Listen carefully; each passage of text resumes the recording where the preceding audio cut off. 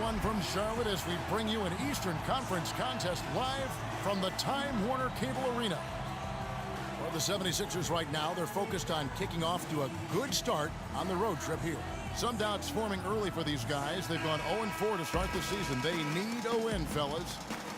And before the season, guys, not much was expected of this group. We heard them saying that they were going to prove the doubters wrong, but so far that has not been the case. It's been a struggle. Yeah, that's a case, Greg, to me, of intentions running into reality. You know, this is a team with some work to do, plenty of work to do, and I think they're finding that out the hard way. It could serve them well going forward, though. All fueled up and ready to go. Let's check out who's on the floor, courtesy of Gatorade. And so, in the game for the 76ers, we've got Robert Covington, Okafor out there at Nerlens Noel. Then there's Ezail Iverson, and it's Cannon in at the point. And so it's the 76ers getting on the board first. Hansbrough setting the pick for Walker. Shot from the wing. The shot is off. And Philadelphia the other way now. Defeated by the Pacers in their last game, they'll try to put that one behind them.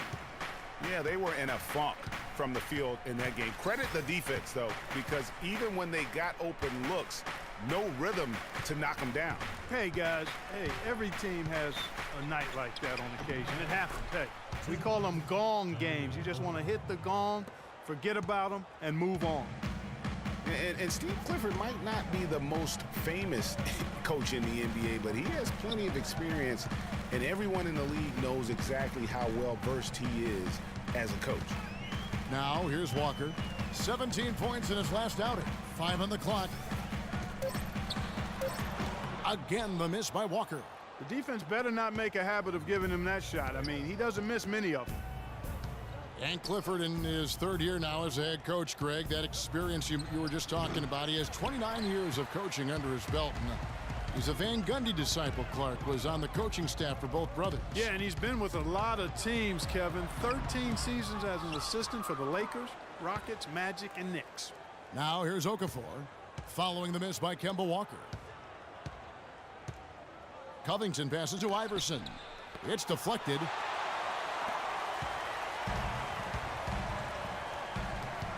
Batum wide open, he fires. And once again, off the mark by Charlotte.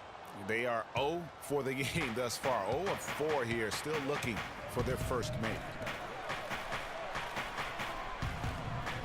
Here's Covington, covered by Hairston. Iverson against Batum. No one near him. And that one goes long. The defense there got away with a major lapse. On the wing, Batum. Jefferson, a screen on Iverson. Batum attacking. And it's good. He planted his feet on the pick and shielded the defender off. Boy, the 5th time's the charm. That's a big basket there. And here in the first, about 3 minutes in, Cannon kicks to Okafor. And he uses both hands to jam it in. Yeah, good-looking bounce pass to set up that one.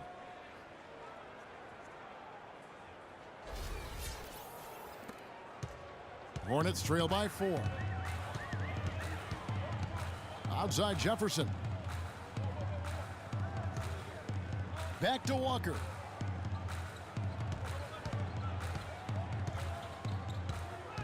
To the wing on the left. Here's Hairston.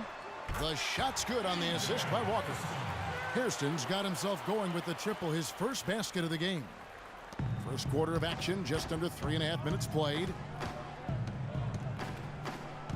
The dish now to Covington. Back to Iverson. Tries it from 19. Good as the jump shot falls. Iverson's got his first points of the night. Just reliable, guys. He's just always trying to make the right play. Jefferson against Okafor. And stolen by Noel. By himself. And the dunk by Iverson. And that's the classic 1-2 punch right there. I mean, nice steal. And then how about the elevation, Kevin, on the finish? And, Greg, nothing spurs some quick offense like a great play defensively. That indicates the importance of great on-the-ball defense, as was displayed right there. Here's Walker. Philadelphia getting their last shot to go. Clock at 6. That one off the back iron and out. Last season, the Charlotte Hornets had a dreadful offense. Worst effective field goal percentage Clark in the league. Effective field goal percentage being your field goal percentage with the value of the shot factored in. Again, more analytics for us to look at. Yeah, and this is a way to break down that analytic in an abbreviated fashion. Field goal percentage is a pretty good indicator of how good your offense is. And for the Hornets, their league worst in terms of field goal efficiency, and for the Hornets, their league worst effective field goal percentage means they didn't take a lot of threes and they still missed a ton of shots. And guys, that's a recipe for disaster. Well, I tell you, you take a look at the Hornets roster from last year, and a lot of players shot under 40% from the floor. Not end of the rotation guys either. I mean, players that saw heavy minutes, just casting up brick after brick. Here's Cannon. He's coming off a 10-point game against Indiana. But what stood out for me was his gorgeous playmaking out there. I mean, over and over, he was finding his teammates in a great position to score. It's stolen by Jefferson. A fast break now for Charlotte. Batum's running. Shot's good by Walker. Great anticipation and awareness to come up with the steal and trigger the fast break. And now just a one-possession game thanks to that quick hitter. Outstanding play in the open court. And Philadelphia decides to take their first timeout right here. And watching Al Jefferson over the years, he can be dominant and be efficient in doing it. For all the points he's piled up, he's always been around a 50% shooter. And for all the times he's handled the ball, his turnover rate is relatively low. So that's giving your team good quality possessions. Now here's Okafor. He's coming off a 22-point game against Indiana. Boozer no luck. Lamb dishes to Walker. Zeller setting the pick for Walker. Screen by Jefferson. Walker goes in. So the whistle blows on the shot and 2 free throws for the contact right there. Talking about Jefferson, it's not just his efficiency with the scoring. He's efficient, Clark, with his time on the floor. He's always producing a block shot here, a steal there, of course. All the rebounds, he covers every base. Yeah, the data analytics folks rely on percentages to measure efficiency. But just as important as overall production per minutes played, Big Al excels there. Jeremy Lin, he's checked in for Walker. And then for Philadelphia, Carl Landry's checked in for Okafor. J.K. Sampson comes in for Robert Covington. And Stauskas subbed in for Iverson. So it's Philadelphia now. Pass to Stauskas. Kicks to Landry. Over in the corner, Sampson. 6 to shoot. Fires for 3. And the 76ers get it back. Foul call that time on the way up. That'll give him 2 chances at the free throw line here. Wow, he got whacked on that one. Shouldn't be much debate there. Blatant contact. Straightforward call. Simple. You know, for Carlos Boozer, last year was a bit peculiar. I mean, after being a key player for several playoff teams throughout his career, he landed on the Lakers where the playoffs were nowhere in sight. Tough environment for a veteran to succeed in. Charlotte making a switch here. Kaminsky's checked in. And getting back to Boozer, last year he was claimed off amnesty waivers by the Lakers. Now, Los Angeles paid $3.25 million of his salary, while the Bulls paid the remaining $13.5 million of his salary. And getting away from the contract, you know, he actually had a decent year. Shot over 50% from the field, strong rebounds per minute average. I mean, he's a professional. He went in and did his job. Here's Lynn. Philadelphia able to drain the 3. The feed to Lamb. Out to the wing. They set the pick. Lets it go from deep. And once again, off the mark by Charlotte. Tell you what, they haven't wasted any time getting into the swing of things on the boards. And even this early, that's a good omen for the rest of the game. And it's the 76ers with the ball. They lead by 7. Hits, count that one from Stauskas. Defensively, they've got to pick up the intensity. Hard to win surrendering this high a field goal percentage. Yeah, you've got to turn up the dial on the intensity at the defensive end if you're them.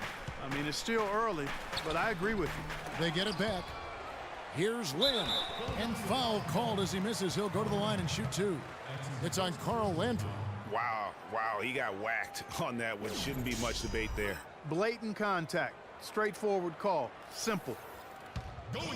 And the hope for Jeremy Lin last season was that he'd take a step forward in his development, but it almost was the opposite in his play. And that can happen. You don't always go a straight line north in your improvement in this league. He'd been on an upward swing as far as his shooting accuracy, but last season was the worst since his rookie year in that area. Kendall Marshall's checked in for the 76ers. And talking about Lynn last season, he never quite gelled with what they were doing in Los Angeles. Both he and Kobe need the ball to be effective, and I got a feeling you guys know which one of those two is going to get it.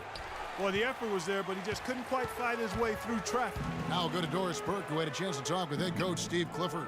Yes, Kevin, he's certainly mindful of the shot-blocking presence they'll run up against inside, but he doesn't want them shying away offensively. If anything, he said, we've got to be aggressive, but also patient. If we can be deceptive in the way we attack, and there are ways to do that, we can be successful inside.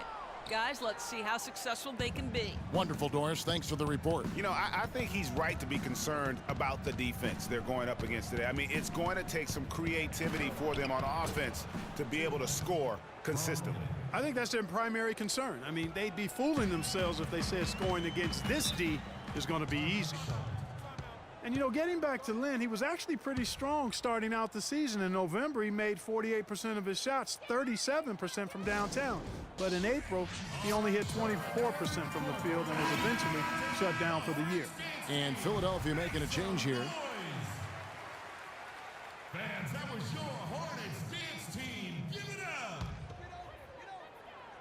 Here is Lynn. He's coming off a 10-point game against Brooklyn.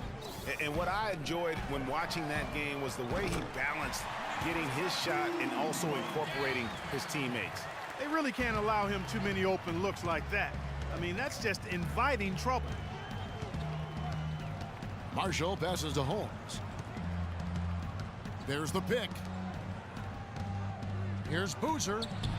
Again, Philadelphia. And the story here, Kevin, early on, is how well they've shot the basketball. Very high percentage so far, and if you want to start a game hot, that's the way to do it. Now here's Lamb. He hasn't scored yet. That I'm sure will change. Batum with the three, and another three for Charlotte. He's having quite the quarter here, guys. I mean, shooting the ball extremely well. 40 seconds left to play in the first. Here's Stauskas. He's got 6. 6 on the shot clock. Here's Boozer. And the rebound goes to the Hornets. Coming off that loss against the Nets. Yeah, their defense got sliced and diced in that game. They just weren't closing down on perimeter shooters, not nearly quick enough. And then they gave up their fair share of those point-blank shots on the interior as well. Something was clearly amiss for them, Greg. I mean, to let an opponent shoot that high a percentage, you got to take a real long look in the mirror after a game like that. Lynn can't hit. And that concludes the first quarter of play. 76ers lead by 8. 2K Sports back in a moment here at the Time Warner Cable Arena in Charlotte.